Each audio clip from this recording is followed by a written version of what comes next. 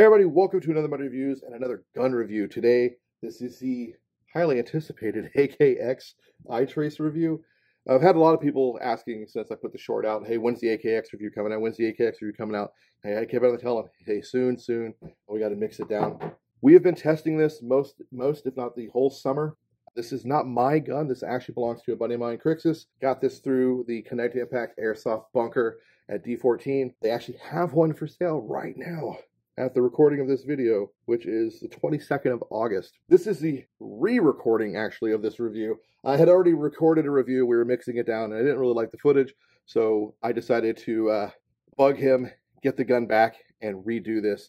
And I'm glad that I did, because it actually gave us an extra month of testing, and he has it all kitted out now. I added a couple things up here, but most of this is his stuff, and I can kind of show you guys how this gun can look, and then talk about how it features. As this video goes through and this review processes through, you're going to see shooting, you're going to see the tracer unit in action, and everything else. So this Eyetrace right here, if you don't know what an Eyetrace is, it is an AEG that has an integrated tracer unit in the hop-up, meaning you don't need a separate device. Like, this is not a tracer unit. This is just a muzzle device he likes. You don't need anything else. You don't have to worry about, did I charge my tracer today? Did I not charge my tracer today? When you want to go play, you literally just have to take your magazine out. This is a Cyma 74 mag, fed great. I'll talk more about that in a moment. And you just flip that little switch that's in there, right there. And then you go from tracer, no tracer, to tracer. That is fantastic. I mean, the Elite Force is bringing something new to the market, and I applaud them for it. You don't see a lot of innovation lately in Airsoft, and this is kind of one of those things where this is innovation. It is mostly polymer, but like all the Eyetrace guns, they are polymer guns. It kind of keeps the cost down. There is some metal. Selector's metal, trigger guard's metal, mag release is metal, the hop-up is metal, the gearbox, of course, is metal. The buffer tube is metal, and the barrel is metal. Everything else on here, I may have missed one thing or two, is polymer, but that's not a bad thing. It is a M-LOK compatible front. We have a standard M4 buffer tube back here with a crane stock on that, which means you can run your battery in the stock or in the tube. It's up to you. This tube will take multiple stocks. I tried a Magpul MOE stock on there. I tried this real AR stock on there, this old school Car 15, and I tried this Umarex 416A5 stock. Every one of them fit on the buffer tube just fine. In the tube, like I said, you can fit a battery. This is a 11-1 1000 mAh lithium Titan. I'm going to go ahead and show you that it does fit, so you're not just taking my word for it. Unfortunately, you're going to take my word for it when it comes to the stocks, because I really don't feel like making this video 20 minutes long for no reason. Now, it comes with a small Tamiya. This guy has been rewired at Dean's by the owner, because as he likes to put it, he refuses to encourage bad behavior by allowing small Tamiya to exist on guns. The battery fits in the tube just fine. You got a little bit of excess wireage when you plug it in. Stock will take care of that. It's not a big deal. If you don't want to have to worry about that, and you're just going to run the standard stock, well, you'll be just fine. The standard stock has two nacelles, one here, and you can drop these inside. You're good to go. Let's get this guy back on here. Might have to go off camera for a second to do that, because it's a little bit of a pill with one hand. Bear with me. There we go.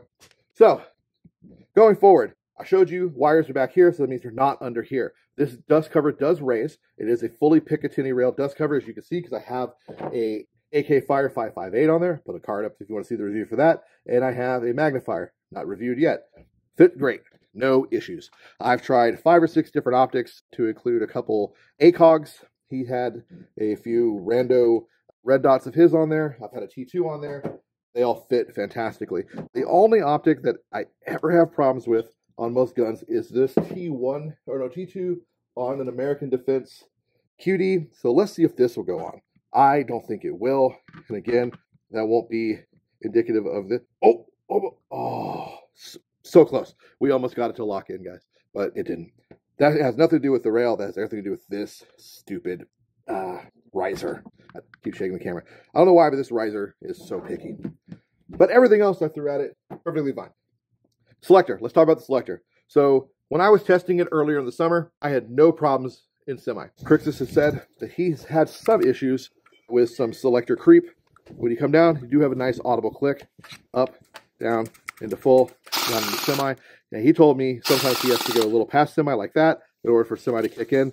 That is not Really not necessarily an issue with this Eyetrace model as it is just with AK airsoft guns in general. Tends to be a common issue. Back here we do have a sling piece that does a 360-degree turn. I don't think that's supposed to be like that, but it's been like that since we opened the gun out of the box, so I don't know for certain. I have a feeling this buffer needs to be tightened a little bit to flush this out to the back of the receiver, because all the other AKs I have that are Gucci have one of these, and it is flush, does not move. The grip is an ergo grip. I like the way it feels. AK purists out there are like, ew, brother, what's that? They're not going to like it.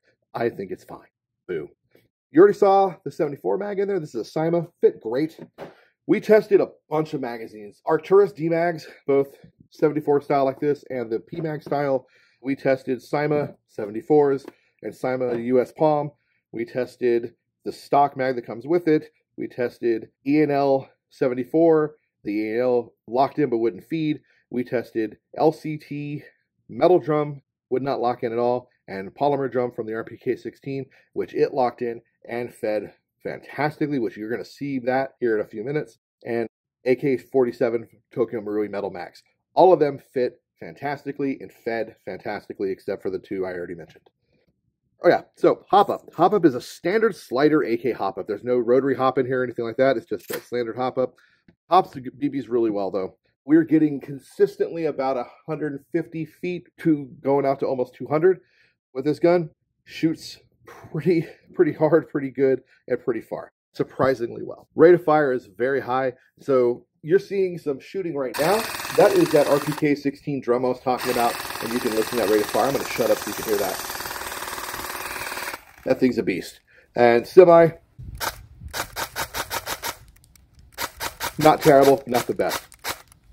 Those are .28 Elite Force BBs, and you see they glow really well. We're not even totally at night. This is just dusk, and we're getting a good glow out of the BBs, and we're getting that monster rate of fire. I'm going to shut up so you can hear that again. That's just beautiful. Now, like I've already said, I think I said it. If I didn't, I'm going to say it again. This grip gets a little warm, and this motor does get hot, especially at a lot of high rates of auto, and especially when you're running the Eyetrace and shooting auto.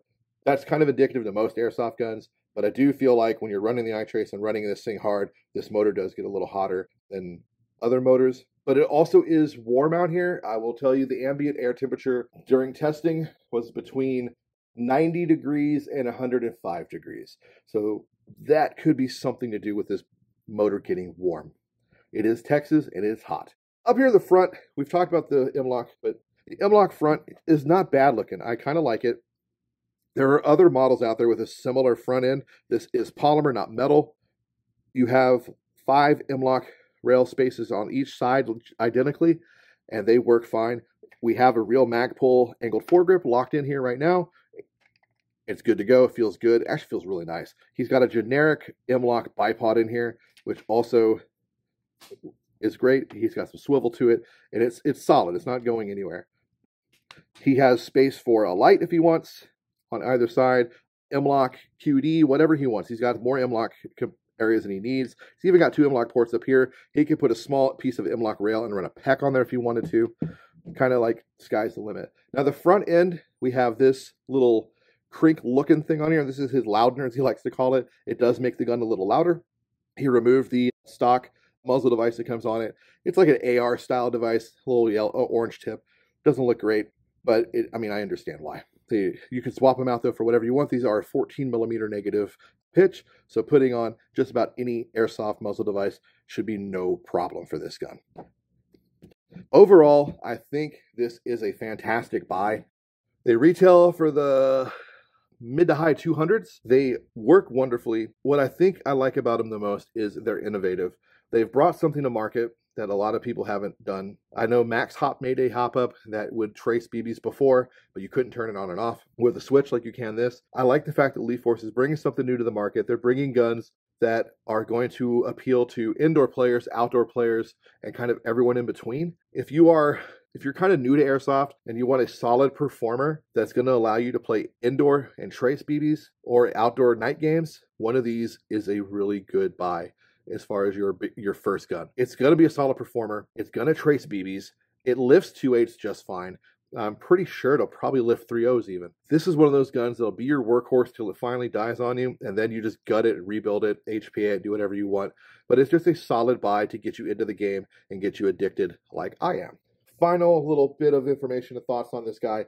M-LOK components were great. All the M-LOK pieces tried on it worked just fine. I have not found an M-LOK component yet that does not fit. Oh, hold on. That is a bold-faced lie. We ran into one component that didn't fit. It was and I don't even think it's real. I think it was a fake Strike Industries angled, and I couldn't get, the screws were too short. I couldn't get it to engage with the thickness of the polymer and the M-LOK. That was the only one. That's why he's got a MagPull, because I gave him my MagPull because he was like, I wanted a grip. And I was like, I'll give you mine. So that way we could keep testing. So there was that one small issue with the M-LOK. Otherwise, the M-LOK's been fantastic. The grip feels good.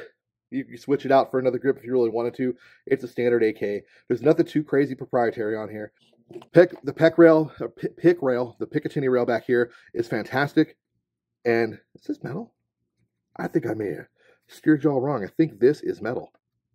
Didn't even notice that before. I've been messing with things for months. Didn't realize that is a metal rail and not polymer. Anyway, so there's another metal piece for you. The rail's good. I had no issues with the rail. I didn't find any optics that wouldn't fit other than the one I showed you on camera. But that is this stupid thing here, and it doesn't like most rails. Buffer tube was great.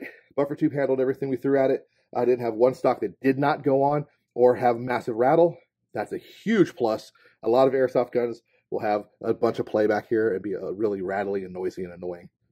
Only thing I still don't like is they're not giving you stocks with QD points. Little bit of a forgivable offense in this model because it doesn't have a QD point on the front anywhere. The M4, the full length, and the shorty, the CQCX, both have QD points on the rail in the front, but nothing in the back. So it's like, oh, I can QD here, but I can't QD here. The original CQC had a QD, but the buttstock was fugly, in my opinion. Crixus likes it, I don't. I would like to have seen Elite Force give you guys a QD stock. Getting a QD stock is not difficult, though, so that's a very minor bitch and complaint. The selector is metal and it feels good. I would probably switch it out with a newer style selector with the extra thumb drop here, but you just got to make sure you're careful and just be aware of selector creep. But that, again, is not indicative to these. It's just indicative to airsoft AKs in general. I love this gun. I actually want to get one for myself. This is not mine, like I've already said before, like multiple times. It's a monster. It eats, it feeds, and it just rips. It does what it has to do. This was Crixus's poor man's RPK-16, and I think it honestly holds up to that name. Anyway, I hope you enjoyed seeing the BBs traced. I hope you enjoyed seeing how this thing works, and I just hope you got a good something out of it, seeing it all dressed up and now naked like it was. Guys, get out there, play some airsoft, be a bunch of dorks, LARP smarter, not harder, and get yourself a tracer unit AK or tracer unit AR or any Eyetrace, because they're just so much fun. Hopefully I'll see you on the field. Peace.